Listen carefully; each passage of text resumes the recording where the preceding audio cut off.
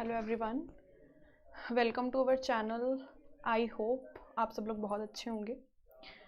तो आज का जो हमारा टॉपिक है वो है इलेक्ट्रॉनिक्स और लेज़र के एमसीक्यूज़। यानी कि अभी तक जो भी हम डिस्कस कर चुके हैं हमारे डेमोज लेक्चर के अंदर, उनके बेस के ऊपर जो भी एमसीक्यूज़ एग्ज़ाम के अंदर आ सकते हैं या फिर उनके रिलेटेड जो भी एमसीक्यूज़ बन सकते हैं, उन सभी एमसीक्यूज़ की हम डिस्कशन करेंगे। तो उससे पहले मैं आपको बता दूं कि हमारे यहाँ master cadre physics and chemistry की जो लाइव क्लासेस हैं वो स्टार्ट हो चुकी हैं और उनके जो डेमोज़ हैं वो आपको हमारी ऐप के ऊपर मिल जाएंगे। इसके रिलेटेड आपको कोई भी क्वेरी हो, आपको कुछ भी पूछना हो, तो आप नीचे दिए गए नंबर पर हमें कांटेक्ट कर सकते हैं, आपको सारी इन्फॉर्मेशन दे दी जाएगी। और इसके अलावा भी अगर आपको और किसी भी सब्जेक्ट की, मास्टर कैडर के किसी भी सब्जेक्ट की कोचिंग की ज़रूरत हो, कोचिंग लेनी हो, तो लाइक इंग्लिश, हिंदी, एसएस और पंजाबी, या फिर ऑब्वियसली फिज़िक्स, केमिस्ट्री, तो वो भी आप ये गिवन नंबर पर कॉल करके सब कुछ पूछ सकते हैं। So let's start with our questions. तो जो हमारा फर्स्ट क्वेश्चन है वो है the leakage current across a PN junction is due to। अभी लीकेज करंट हमें पता है कि क्या होता है, कि जब भी अगर हम हमारे PN जंक्शन को रिवर्स बाइसिंग के अंदर लाते हैं, रिवर्स बाइसिंग मतलब अगर P टर्मिनल ऑफ बैटरी को अगर हम P टाइप सेमीकंडक्टर से ज्वाइन कर दें और N टर्मिनल ऑफ ये हमारे पास नेगेटिव है, ये हमारे पास पॉजिटिव है, अगर हम ऑपोजिट कनेक्शंस बना दें, यानी कि पी टाइप को बैटरी के नेगेटिव टर्मिनल के साथ एंड एन टाइप को बैटरी के पॉजिटिव टर्मिनल के साथ कनेक्ट कर दें, तो हमारे पास जो अरेंजमेंट बन जाती है उसको रिवर्स बाइसिंग अरेंजमेंट कहा जाता है। और हमें पता है कि रिवर्स बाइसिंग के अंदर जो डिप्लीशन रीजन है, जो डिप्लीशन लेयर है, वो as compare to forward bias बहुत ज़्यादा बढ़ जाती है। तो डिप्लीशन लेयर बढ़ना मतलब पोटेंशियल बैरियर बढ़ना, पोटेंशियल बैरियर बढ़ना मतलब करंट का डिक्रीज होना। तो यहाँ पे जो अभी मेजॉरिटी चार्ज कैरियर्स हैं वो तो इस डिप्लीशन लेयर को, वो तो इस पोटेंशियल बैरियर को क्रॉस नहीं कर सकते हैं, बल्कि जो हमारे पास करंट आएगा थोड़ा बहुत, वो किसकी वजह से आता है? माइनॉरिटी चार्ज कैरियर की वजह से आता है, जिसको हमने पढ़ा भी था कि ट्रांजिस्टर्स में उसको हम ICBO से रिप्रेजेंट करते हैं या ICO से रिप्रेजेंट करते हैं। तो this is known as a leakage current और यू कैन से कि saturation current, reverse saturation current. तो जो ये लीकेज करंट है क्रॉस PN जंक्शन, वो सिर्फ किसकी वजह से आता है? जो स्मॉल अमाउंट का करंट है वो किसकी वजह से आता है? मेजॉरिटी चार्ज कैरियर की वजह से तो नहीं आता है ऑब्वियसली। अगर मेजॉरिटी चार्ज कैरियर होगा तो उसको हम लीकेज करंट नहीं कहेंगे। जंक्शन कैपेसिटेंस की वजह से भी नहीं, नन ऑफ अबव नहीं। जो तो इसका जो करेक्ट आंसर रहेगा वो रहेगा माइनॉरिटी चार्ज कैरियर्स। मतलब जो लीकेज करंट आता है इन PN जंक्शन डायोड, जब हम रिवर्स बायस कर देते हैं हमारे PN जंक्शन को, तो हमारे पास जो करंट आता है जिसको हम लीकेज करंट बोलते हैं, वो किसकी वजह से आ रहा है? माइनॉरिटी चार्ज कैरियर की वजह से। तो जो उसका करेक्ट आंसर रहेगा वो रहेगा A, माइनॉरिटी चार्ज कैरियर्स। अब अगर हम नेक्स्ट क्वेश्चन की बात करें, तो ये वाला जो क्वेश्चन है ये लेज़र के ऊपर बेस्ड क्वेश्चन है। लेज़र वाला टॉपिक जो हमने पढ़ा था, ऑल्दो ठीक है हमने हीलियम नियॉन लेज़र के बारे में इतना नहीं पढ़ा है, लेकिन क्वेश्चन है the active medium in helium neon laser is. Active medium क्या होता है? लाइक जो लेज़र एक्शन के अंदर पार्टिसिपेशन होती है इलेक्ट्रॉन्स की, वो किस अगर हीलियम नियॉन लेज़र की बात करें तो ना ही वो अकेले हीलियम एटम से हो सकती है, ना ही अकेले नियॉन की वजह से वो एक्टिव मीडियम बन सकता है। अभी ऑल करेक्ट तो नहीं हो सकते हैं। तो जो एक्टिव मीडियम रहेगा हीलियम नियॉन लेज़र के अंदर, वो ऑब्वियसली हीलियम नियॉन ही होगा एक्टिव रीजन। तो हीलियम नियॉन लेज़र अगर मैं आप लोग को थोड़ा सा बताऊं, तो हीलियम नियॉन लेज़र के अंदर क्या होता है कि जो हीलियम एटम्स होते हैं और जो नियॉन एटम्स होते हैं वो दोनों मिलके लेज़र एक्शन के अंदर पार्टिसिपेट करते हैं। तो जो एक्चुअल में जो हमारे पास लेज़र एक्शन मिल रहा होता है वो ड्यू टू नियॉन के इलेक्ट्रॉन्स की वजह से, नियॉन के एटम्स की वजह से मिलता है। यानी कि नियॉन के जो इलेक्ट्रॉन्स हैं वो मेटास्टेबल स्टेट के अंदर पॉपुलेशन इन्वर्जन क्रिएट करते हैं और उनको स्टिमुलेटेड एमिशन करवानी पड़ती है। स्टिमुलेटेड एमिशन की वजह से वो लेज़र को रेडिएट करते हैं, फोटोन्स को रेडिएट करते हैं, जिसकी वजह से हमें लेज़र एक्शन दिखने को मिलता है। मतलब अगर हम देखें तो नियॉन एटम की वजह से हमें लेज़र एक्शन मिल रहा है, लेकिन जो नियॉन के इलेक्ट्रॉन्स होते हैं, एटम्स होते हैं, वो इतने ज़्यादा लाइट वेटेड नहीं होते, वो हैवी होते हैं। उनके जो मॉलिक्यूल है वो हैवी होते हैं। तो हीलियम क्या करता है, हीलियम नियॉन को एक कह सकते हैं कि कैटलिस्ट की तरह वर्क करता है नियॉन एटम्स के लिए।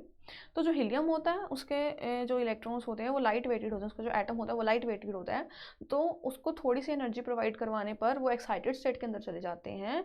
और जो हीलियम होता है वो एक रेजोनेंट एनर्जी प्रोवाइड करता है नियॉन एटम्स को, ताकि वो मेटास्टेबल स्टेट के ऊपर जा सकें और लेज़र एक्शन के अंदर पार्टिसिपेट करवा सकें। तो जो हीलियम नियॉन लेज़र के अंदर जो एक्टिव मीडियम का काम कर रहा होता है वो है हीलियम नियॉन लेज़र। तो इस क्वेश्चन का जो करेक्ट आंसर रहेगा वो रहेगा C option, that is helium neon. Next we have again जो क्वेश्चन है वो हमारा लेज़र ऐसे है, for pumping in chemical laser. Chemical laser के अंदर अभी हमें पता है, हमने किया है कि जो हमारे पास 3-4 तरह के पंपिंग स्कीम्स होती हैं। एक हमारे पास होती है optical pumping, chemical pumping, X-ray pumping और इलेक्ट्रिकल पंपिंग। तो वो कह रहे हैं कि pumping in a chemical laser, तो इसका जो ऑप्शन रहेगा इलेक्ट्रिकल एनर्जी केमिकल लेज़र में कौन सी एनर्जी यूज़ की जाती है, इलेक्ट्रिकल एनर्जी इज़ यूज्ड, तो इलेक्ट्रिकल एनर्जी तो नहीं है, इलेक्ट्रिकल एनर्जी तो इलेक्ट्रिकल पंपिंग स्कीम के अंदर यूज़ होती है। ऑप्टिकल एनर्जी भी नहीं हो सकता, नन ऑफ अबव भी नहीं हो सकता है।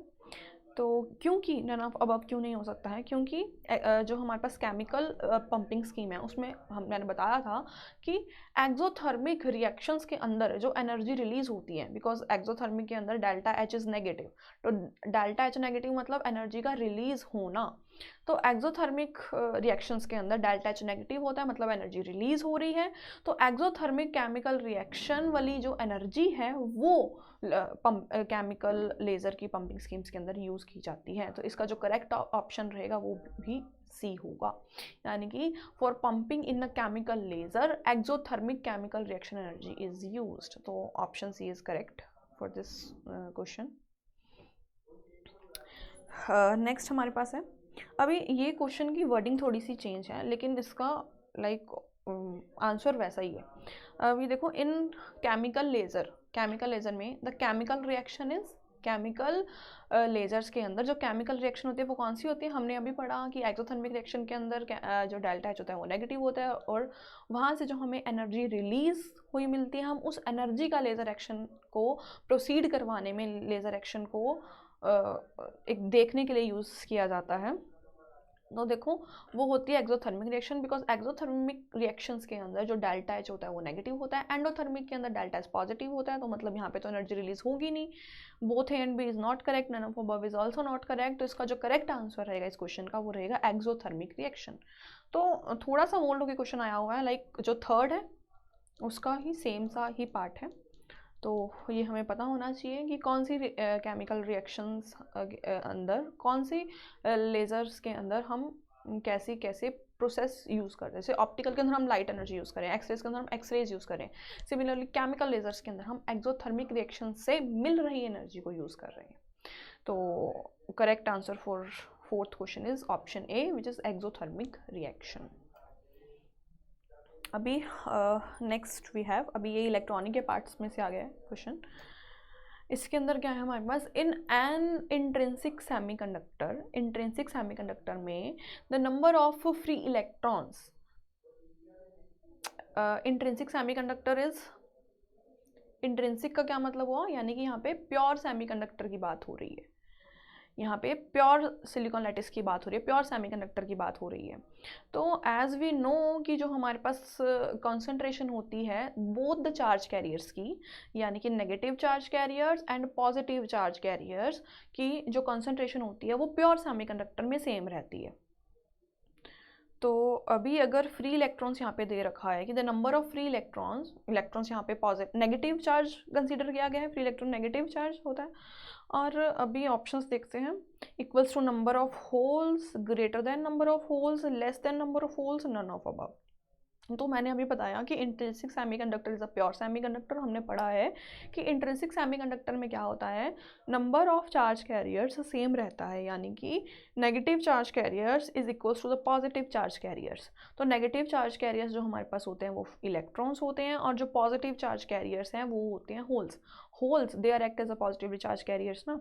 तो जो हमारे पास ऑप्शन बी और सी रहेगा वो भी रॉन्ग होगा, डी भी करेक्ट नहीं है। तो इसका जो ऑप्शन ए है कि number of free electron is equal to number of holes, क्योंकि इंट्रिंसिक सेमीकंडक्टर के अंदर क्या होता है, हमारे पास जो इलेक्ट्रॉन अपनी स्पेस छोड़ता है उसी स्पेस के ऊपर होल क्रिएट हो जाता है। तो अगर इलेक्ट्रॉन अपनी स्पेस नहीं छोड़ेगा तो इलेक्ट्रॉन फ्री नहीं होगा, अगर फ्री इलेक्ट्रॉन नहीं होगा तो होल्स भी नहीं क्रिएट होगा। तो जितने नंबर ऑफ फ्री इलेक्ट्रॉन्स होंगे उतने ही नंबर ऑफ होल्स होंगे। तो in an intrinsic semiconductor the number of free electrons equals to the number of holes. तो इसका जो करेक्ट आंसर रहेगा वो रहेगा ऑप्शन ए। अभी next we have pumping is required to achieve. अभी लेज़र एक्शन के अंदर हम पंपिंग क्यों करते हैं, मतलब उनका ये क्वेश्चन है। ऑप्शंस दे रखे हैं, option A is metastable state, option B is population inversion, option C is to decrease the number of atoms in higher energy state, and fourth one is none of above. तो pumping हमें क्यों चाहिए होती है, हम pumping किस वजह से कर रहे हैं, ताकि हमें लेज़र एक्शन मिल सके। और लेज़र एक्शन को अटेन करने की क्या कंडीशन है कि हमारे पास पॉपुलेशन इन्वर्जन होनी चाहिए। पॉपुलेशन इन्वर्जन मतलब एक्साइटेड स्टेट की, जो एक्साइटेड मेटास्टेबल स्टेट है उसकी कंसंट्रेशन, उस चार्ज कैरियर की कंसंट्रेशन जो है वो ज़्यादा हो as compare to lower ground state से ज़्यादा होनी चाहिए। तो हम पंपिंग इसलिए करते हैं ताकि हम पॉपुलेशन इन्वर्जन को अटेन कर सकें, हायर लेवल की कंसंट्रेशन ऑफ चार्ज कैरियर्स को इंक्रीज कर सकें एंड लोअर की कम कर सकें। ऑब्वियसली पंपिंग क्या करती है, लोअर एनर्जी लेवल्स के चार्ज कैरियर्स को अबव एनर्जी लेवल तक भेजती है, जिसकी वजह से हमारे पास क्या होता है, ये गिवन सिचुएशन अटेन हो जाती है। और इस सिचुएशन को, इस डिस्ट्रीब्यूशन को हम पॉपुलेशन इन्वर्जन का नाम देते हैं। तो पंपिंग इज, इसका जो करेक्ट आंसर रहेगा और 6 क्वेश्चन का वो रहेगा option B. Metastable state attain करने के लिए, मेटास्टेबल स्टेट तो पंपिंग से ऑब्वियसली अटेन नहीं हो सकती ना, वो तो किसी एटम की एक इंट्रिंसिक क्वालिटी है। तो किसी के अंदर मेटास्टेबल स्टेट प्रेजेंट होती है, किसी के अंदर मेटास्टेबल स्टेट प्रेजेंट नहीं होती है, तो वो तो नहीं हो सकता। Decrease the number of atoms in higher state, ये भी नहीं हो सकता, क्योंकि हायर स्टेट में तो ऑब्वियसली वो खुद ही डिक्रीज हो जाते हैं ना, क्योंकि टाइम पीरियड इतना ज़्यादा नहीं होता है। और नन ऑफ अबव भी नहीं करेक्ट है। तो इसका जो करेक्ट ऑप्शन है 6th का वो है पॉपुलेशन इन्वर्जन। तो pumping is required to achieve population inversion in an, you can see की एटम। इसके अंदर पॉपुलेशन इन्वर्जन अटेन करने के लिए हमें पंपिंग करवानी पड़ती है। 7th is in a Ruby laser के अंदर large number of atoms occupy. अभी वो कह रहे हैं कि रूबी लेज़र के अंदर लार्ज नंबर ऑफ जो एटम्स होते हैं वो किस स्टेट के ऊपर होते हैं, कौन से एनर्जी लेवल के ऊपर होते हैं। ऑल्दो ठीक है, रूबी लेज़र के बारे में भी हमने अभी इतना नहीं पढ़ा है, लेकिन हमें इतना पता है कि किसी भी लेज़र एक्शन को प्रोसीड करवाने के लिए हमारे जो एटम्स हैं उनको ग्राउंड स्टेट में तो नहीं होना चाहिए, है ना, उनको ऐसी स्टेट में होना चाहिए जहाँ पे वो ज़्यादा देर तक रह सकें, जिसकी वजह से हमें पॉपुलेशन इन्वर्जन ऑब्टेन हो सके, यानी कि अबव लेवल की जो कंसंट्रेशन है चार्ज कैरियर्स की वो ज़्यादा हो सके as compare to ground state. तो फर्स्ट ऑप्शन तो नहीं हो सकता है कि लेज़र एक्शन ऑब्टेन करने के लिए हमें जो इलेक्ट्रॉन्स हैं या जो चार्ज कैरियर्स हैं वो ग्राउंड स्टेट के अंदर तो नहीं चाहिए अभी, और नॉर्मल स्टेट के अंदर नहीं चाहिए। तो जो हमारे पास ऑप्शन है वो 2 हैं, यानी कि एक एक्साइटेड स्टेट और एक मेटास्टेबल स्टेट। तो एक्साइटेड स्टेट के अंदर क्या है, जो इलेक्ट्रॉन्स है वो तो ज़्यादा देर तक रह ही नहीं सकते हैं, वो तो ज़्यादा देर तक रह ही नहीं सकते। अगर एक्साइटेड स्टेट में ज़्यादा इलेक्ट्रॉन होंगे तो वो स्पॉन्टेनियस एमिशन से दोबारा से ग्राउंड स्टेट के अंदर जाते जाएंगे, with the emission of different wavelengths of photon. लेकिन अगर हमारे पास ज़्यादा इलेक्ट्रॉन्स मेटास्टेबल स्टेट के अंदर रहेंगे तो उनका टाइम पीरियड यहाँ पे ज़्यादा हो जाएगा, और जब वो स्टिमुलेटेड एमिशन से नीचे जाएंगे तो जो उनके फोटोन एमिट होंगे वो कोहेरेंट इन नेचर होंगे और उसकी इंटेंसिटी ज़्यादा होगी, और जिससे हमें लेज़र का एक्शन देखने को मिलेगा। तो इसका जो करेक्ट आंसर रहेगा वो रहेगा मेटास्टेबल स्टेट, मतलब सी ऑप्शन कि लेज़र एक्शन को देखने के लिए हमें लार्ज नंबर ऑफ एटम्स कौन सी स्टेट के अंदर चाहिए, मेटास्टेबल स्टेट के अंदर चाहिए। अगर मेटास्टेबल स्टेट के अंदर होंगे तो ही हमें लेज़र एक्शन देखने को मिलेगा, अदरवाइज तो वो सारे जो हैं स्पॉन्टेनियस एमिशन से ग्राउंड स्टेट के अंदर आते जाएंगे। तो इसका जो करेक्ट आंसर है वो है option C, which is metastable state. Next question है हमारे पास, A hole in a semiconductor is defined as, किसी सेमीकंडक्टर के अंदर जो होल होता है उसको हम क्या कहते हैं? ए फ्री इलेक्ट्रॉन? नहीं, फ्री इलेक्ट्रॉन तो नहीं कहते, क्योंकि हमें पता है कि जो होल है वो इलेक्ट्रॉन की वैकेंसी है। इलेक्ट्रॉन जहाँ से अपना स्पेस छोड़ के गया वो स्पेस है। और वैसे भी जो होल है हमने उसको as a positive charge consider किया है, और जो फ्री इलेक्ट्रॉन्स हैं वो नेगेटिव चार्जेस होते हैं। तो ऑप्शन ए तो नहीं करेक्ट हो सकता।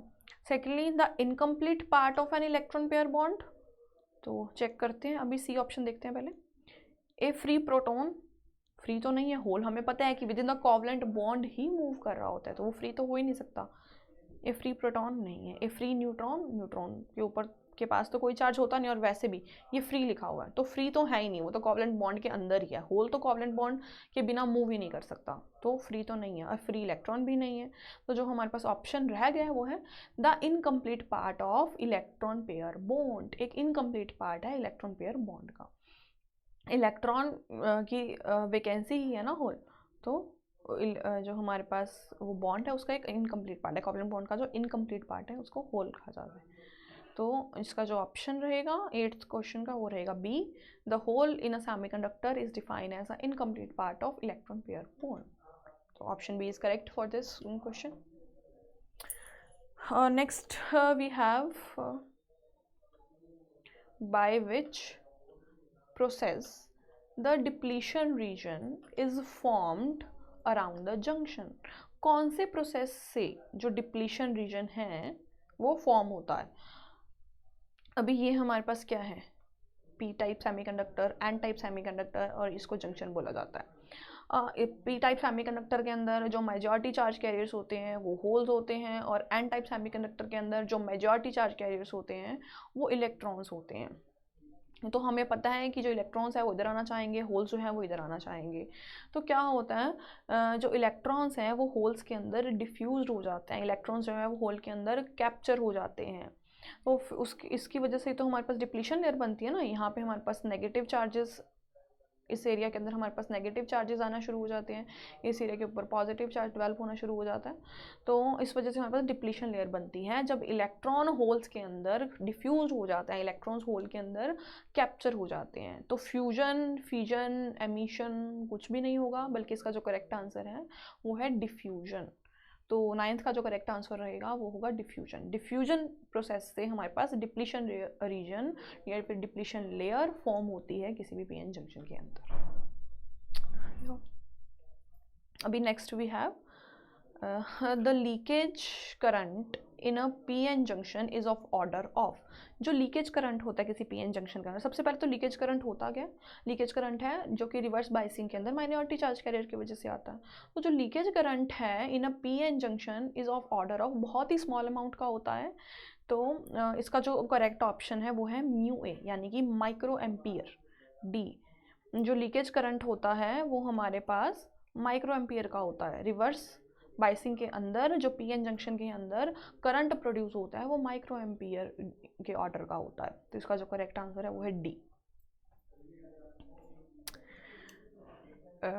Next question is time for which an electron can stay in ground state. Time for which the electron can stay in ground state. Ground state में एक चार्ज कैरियर, एक इलेक्ट्रॉन कितने time तक रह सकता है? तो ऑप्शन 1 इज 10⁻⁸ सेकेंड, जो कि बहुत ही कम लाइफ टाइम है। और हमें पता है कि कोई भी इलेक्ट्रॉन जो है या कोई भी चार्ज कैरियर जो है वो ग्राउंड स्टेट के अंदर स्टेबल रहता है, और कोई भी चीज़ स्टेबल से अनस्टेबल नहीं होना चाहिए अपने आप। हाँ, हमें ग्राउंड स्टेट के इलेक्ट्रॉन्स को एनर्जी प्रोवाइड करानी पड़ती है, फोटोन प्रोवाइड करवाना पड़ता है ताकि वो हायर एनर्जी स्टेट के अंदर चला जाए।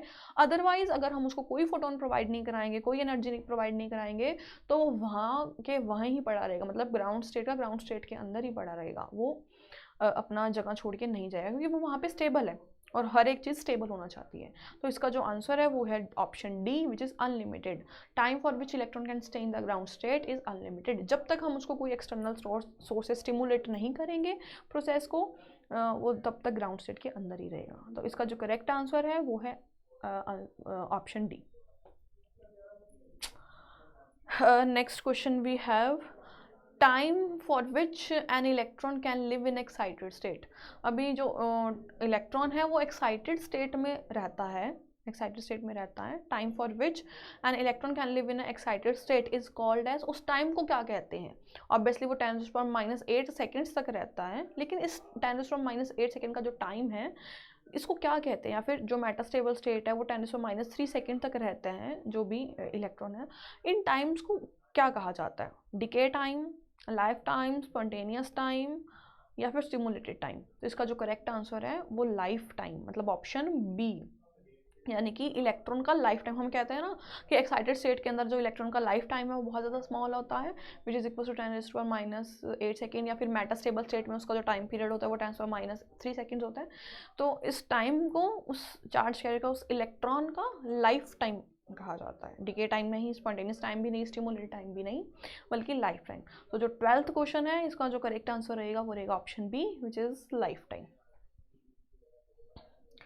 तो अभी next we have a reverse bias PN junction has, a reverse bias PN junction has a, अभी रिवर्स बायस पीएन जंक्शन के पास उन्होंने पूछा हुआ है कि क्या इसमें इनमें से कौन सा जो ऑप्शन है वो करेक्ट है? Very narrow depletion layer, which is wrong. Obviously हमें पता है कि रिवर्स बायसिंग के अंदर जो डिप्लीशन रीजन होता है, जो डिप्लीशन लेयर होता है वो बहुत ज़्यादा हायर होता है, मतलब उसकी विड्थ ज़्यादा होती है, क्योंकि उसका इस वजह से तो पोटेंशियल बैरियर इंक्रीज हो जाता है ना, तो उसकी विड्थ जो है वो ज़्यादा हायर होती है, नैरो नहीं होती बल्कि ज़्यादा होती है। Very narrow depletion layer option जो है वो रॉन्ग हो जाएगा।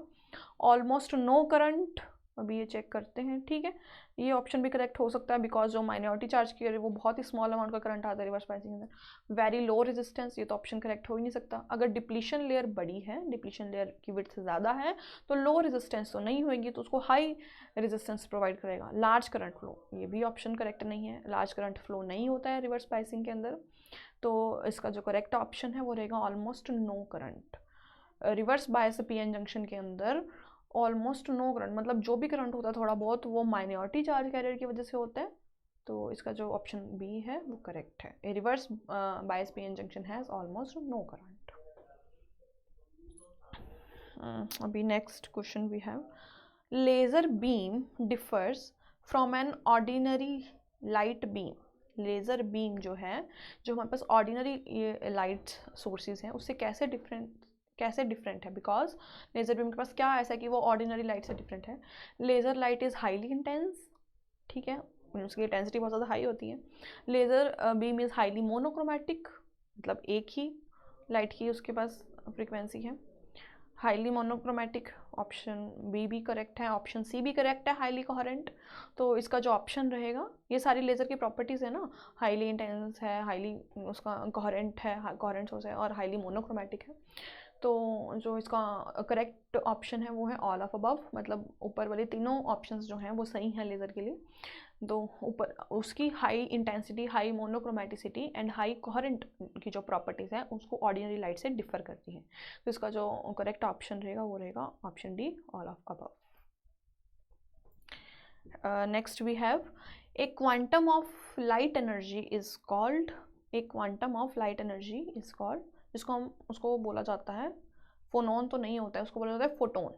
प्रोटॉन भी नहीं और न्यूट्रॉन भी नहीं, फोटोन। हम कहते हैं ना कि जो हमारे पास ग्राउंड स्टेट एनर्जी के अंदर इलेक्ट्रॉन पड़ा है उसको हम एक पर्टिकुलर अमाउंट ऑफ एनर्जी का फोटोन प्रोवाइड करें, जिसको HNU से रिप्रेजेंट किया जाता है, तो वो हायर एनर्जी स्टेट के अंदर चला जाता है। हाँ, तो इस जो हम इसको एनर्जी प्रोवाइड करते हैं सनलाइट से उसको फोटोन कहा जाता है, फोटोन, HNU को photon. A quantum of light energy is called photon. तो इसका जो करेक्ट ऑप्शन है वो है बी। अभी next we have the life time of metastable state is of order of. Life time of metastable state, किसी इलेक्ट्रॉन का life time on the metastable state कितना है? 10⁻⁸ तो नहीं हो सकता क्योंकि वो नॉर्मल एक्साइटेड स्टेट के अंदर है।